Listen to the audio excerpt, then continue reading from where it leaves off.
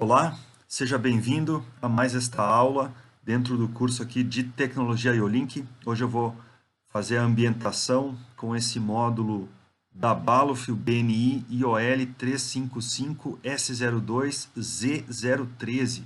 Ele tem muitas letras aí e é um módulo muito robusto. Estou com ele aqui na minha mão. Ele é todo metálico, né? Na parte de trás ele é todo resinado. Aqui a gente tem as fixações, aqui tem um oblongo e aqui tem um furo simples. Aqui a gente tem na parte lateral, aqui, ó, tem uns locais para você fixar as identificações aqui, alguns tagzinhos de identificação. Aqui eu tenho esse conector grande, é o conector de alimentação. Aqui é o conector IO-Link e aqui eu tenho as conexões da parte das entradas do lado esquerdo e aqui do lado direito do módulo as saídas. Depois eu vou dar mais detalhes. E o que chama a atenção aqui desse módulo são duas coisas. Primeiro, ele é muito robusto, ele é pesado, ele pesa 450 gramas, isso equivale a 1 libra. E o conector de alimentação, olha só o tamanho do conector, ele é um conector de 7/8, né? Então isso quer dizer que ele tem uma capacidade de corrente, né? As saídas digitais têm uma capacidade de corrente bem grande. Então a gente vai ver isso ao longo aqui dessa nossa aula. Então vamos lá. Então ele é um módulo cuja função, né, é entradas e saídas genéricas. Ele tem capacidade para 8 entradas digitais PNP e 8 saídas digitais PNP. A tensão de operação ela varia de 18 a 30 volts.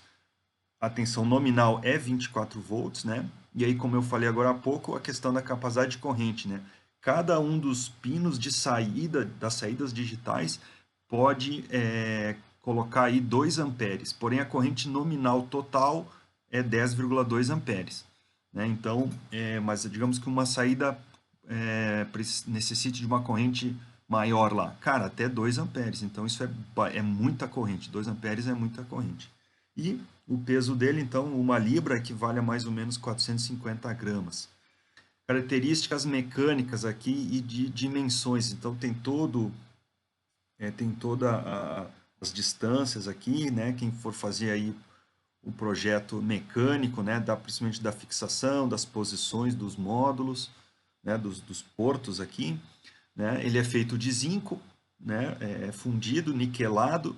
O grau de proteção é IP67, né? Ele passa por testes de choque e de vibração, e a vida útil desse módulo é para 20 anos, tá? Então é uma vida útil bem grande aí. E caramba, ele realmente impressiona muito quando você pega ele na mão aqui, tá? O que mais, gente? Olha só. Na questão das conexões aqui, tá? Aquele conector grande ali é o conector de 7/8. Ele é o conector de alimentação, e aí é um conector de 5 pinos, e aí chama atenção o seguinte: você trabalha com duas alimentações separadas. Você tem a alimentação aqui, o A menos aqui no pino 1 e o A mais no pino 5. Isso aqui são as alimentações dos atuadores, tá? Então aqui o A menos é o ground, é o GND, é o 0 volt, e o A mais é a alimentação dos atuadores. E o S2 e o S2 menos é o ground dos sensores, né? Ou seja, dos módulos de entrada. E o S2 mais é o positivo aqui das entradas. E o pino 3 é o ground funcional, que se você quiser colocar ele no ground, no terra, né? Muito bem. Aqui, ele também tem uma conexão de aterramento aqui, tá? Bem do ladinho aqui desse furo oblongo tem um furinho roscado aqui. Aí ele indica você aterrar todo o corpo dele, e é para usar um parafuso com a arruela de pressão aqui. Tá? Aqui a conexão IO-Link, então, né, o pino 1 é o 24 volts, o pino 2 não é conectado, o pino 3 é o 0 volt e o pino 4 é o sinal de dados do I/O Link. E a conexão aqui é uma conexão M12. Acho que eu não falei antes, a conexão de alimentação é 7/8, então ela é uma conexão bem grande. Tá? Aqui, na parte esquerda do módulo, né, esses 4 conectores aqui, cada um deles pode receber 2 entradas digitais, né? Cada um deles tem disponíveis 2 entradas digitais. Então, como é que fica aqui? O pino 3 é o 0 volt, tá? É o 0 volt aqui. Aí eu tenho o pino 1, alimentação aqui, 24 volts, né? Vejo que ele pode, o máximo para um porto de entrada é de 300 mA, tá? Então ele pode alimentar um sensor que vai consumir aí no máximo 300 mA. Para o sensor é tranquilo essa capacidade de corrente. Tá? E aí o pino 2 é a entrada digital input 2 e o pino 4 é a entrada digital input 1. Então, se para cada porto desses eu tenho 2 entradas, como eu tenho 4 portos, eu vou ter 8 entradas. Tá? Eu dei um close aqui, a gente vai ter um LED, aliás, a gente vai ter 2 LEDs, então, para cada um dos portos. Né? Aqui é o LED 0, o LED 1, que vai indicar quando a entrada está acionada ou não. E aqui está a forma de ligação, então, para esse conector M12. Né? Então, eu vou ter lá o pino 1 alimentação, o pino 3, eu vou ter que fazer uma ponte, né? Eu tenho só um pino 3, na verdade, ó. Um pino 3 aqui, então ele vai fazer uma ponte para o 0 volt de um sensor e para o 0 volt de outro sensor. Né? A mesma coisa o pino 1 aqui, ó, 24 volts. Eu faço uma ponte para alimentar um sensor e para alimentar outro. E aí, separadamente, a gente tem a entrada 1 e 2, né? O pino 2 e o pino 4 aqui, aí sim, separado. A parte das saídas, então, que é do lado direito aqui do módulo, também eu dei um close aqui.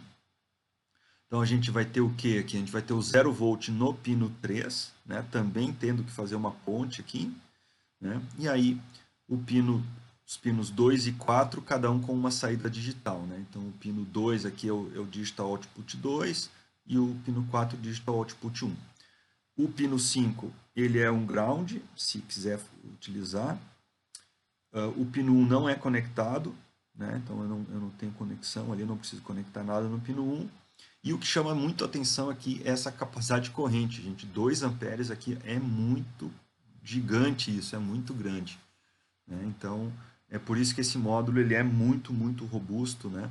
Então, e por isso que esse conector de alimentação é de 7/8 aqui, porque os pinos aqui são muito, tem um calibre muito grande aqui, para justamente comportar essa corrente. Aqui a questão dos LEDs indicadores, né? Eu tenho aqui na parte superior, aqui bem do ladinho do nome da valve, bem abaixo, aqui eu tenho os LEDs de alimentação, aqui é o A, o S2 e o S1, né? Se eles estão verdes, quer dizer que está ok a tensão. Se ele estiver vermelho, aí a tensão está muito baixa. E aqui o LED de comunicação, aqui com o símbolozinho do I/O Link. Aí ele vai estar piscando verde se a comunicação está presente e ele vai ficar ligado constantemente se eu não tenho comunicação I/O Link. Né?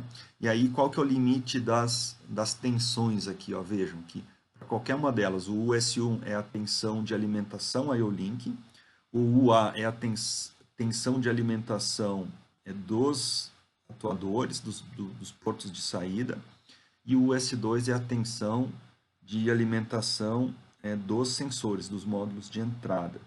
E aí, para qualquer uma delas, né, se a tensão estiver abaixo de 16 volts, ele vai indicar erro. Né? E acima de 18,5, ele não vai estar em erro. Então, tem até esse 1.5 aqui de diferença, né? É um ponto de alimentação que não define se está ok ou não. Né? Então, aqui é importante a gente sempre trabalhar acima dos 18,5 aqui, né? Claro, como a tensão nominal é 24, o ideal é usar os 24 volts, mas ele permite essa pequena não, essa grande variação, na verdade, né? Que é de 18 a 30. Tá? E eu tenho para cada pino aqui, na verdade, não para cada porto, para cada pino, né? Eu tenho o sinal, um LED também indicativo, tanto para as entradas quanto para as saídas. Então, vamos lá. Para os portos os pinos de entrada, ó, input port, ó, pinos 2 e 4. Então, aqui do lado esquerdo, do 5, ó, vai ser os pinos 4. E do lado direito aqui, que é o indicador 6 aqui, é os pinos 2. Tá? E aí, se ele tiver desligado, eu tenho um sinal 0. Se ele tiver amarelo on, né? Então, amarelo, ele vai estar em alto, sinal alto, ou seja, que aquele sensor de entrada está acionado, né? A entrada está em 1. E se estiver em vermelho, eu estou com a entrada em erro. As saídas, se tiver o LED desligado, a saída está desligada. Se o LED tiver ligado o amarelo, quer dizer que a saída está alta, eu estou acionando a saída. E se tiver vermelho, está em erro. Quais são os erros que podem acontecer aqui? Então, nos pinos de entrada, né, quando tiver vermelho o LED, então eu tenho que eu posso ter um curto-circuito ou uma sobretensão na alimentação aqui. Tá? Então, isso que ele reconhece como o porto de entrada estar em erro. E nos pinos de saída, quando estiver vermelhos, o que quer dizer um erro na saída? É um curto-circuito na saída. Ele identifica um curto-circuito, ou seja, a corrente vai ficar muito alta e aí ele tem um circuito de proteção ali, e aí vai indicar esse erro. Basicamente, é isso a nossa aula aqui de ambientação com esse módulo da Balluff, e aguardo você aí na próxima aula, que é a aula de aplicação aqui. Então, valeu, até a próxima aula.